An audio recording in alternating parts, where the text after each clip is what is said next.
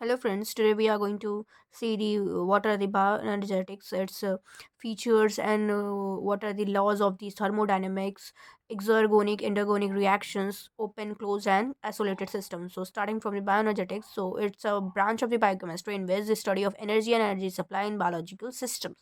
So energy in biology system जो है वो दो टाइप के एनर्जी एग्जिस्ट करते हैं, दैट इज पोटेंशियल एनर्जी जो स्टैटिक होता है, स्टेशनरी होता है, और काइनेटिक एनर्जी जो मूविंग है और वो एक एक फॉर्म से दूसरे फॉर्म में वो ट्रांसफ़र होते रहता है।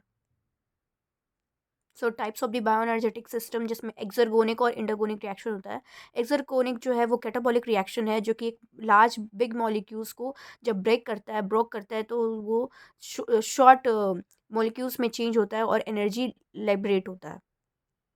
सो एंडोगोनिक रिएक्शंस में एनर्जी कंज्यूम होता है और ये एनाबॉलिक ब्रांच से है जो कि स्मॉल मॉलिक्यूल जो है वो आपस में ऐड होके कंबाइंड होके एक बिग मॉलिक्यूल बनाता है और इसमें एनर्जी लगता है, इस चीज़ को बोलते हैं इंटरगोनिक, और ये कंज्यूम करता है एनर्जी, और एक्सर्गोनिक जो है वो एनर्जी लिबरेट करता है।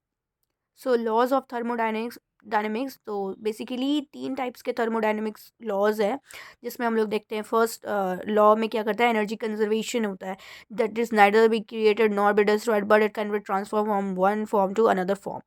सो आइसोलेटेड हम लोग यहाँ पे सिस्टम देखते हैं कि क्योंकि सिस्टम और इन्वायरमेंट में ही एनर्जी ट्रांसफ़र और एक्सचेंज होता है, तो सिस्टम जो होता है वो तीन टाइप के होता है, isolated system, open system and close system.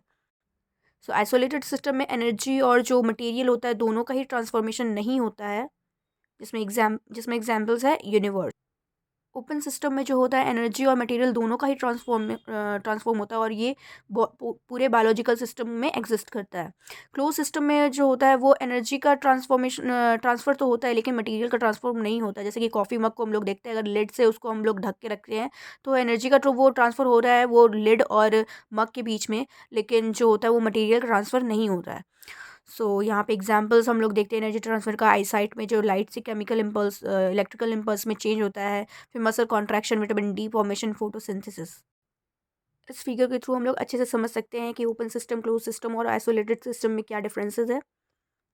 So second law of thermodynamics, जिसको एंट्रोपी एक्सपेंशन भी बोलते हैं, तो बोलता है कि अगर कोई भी इन्वायरमेंट में एनर्जी ट्रांसफॉर्म होता है तो उसका रेंडमनेस बहुत ज़्यादा इंक्रीज करता है, और it's say that only process that increase the system entropy occurs spontaneously.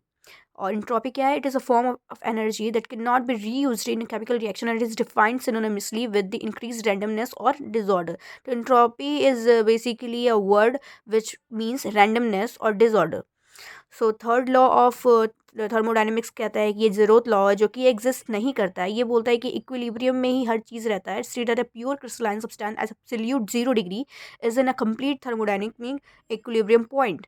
सो ये एग्जिस्ट नहीं करता है।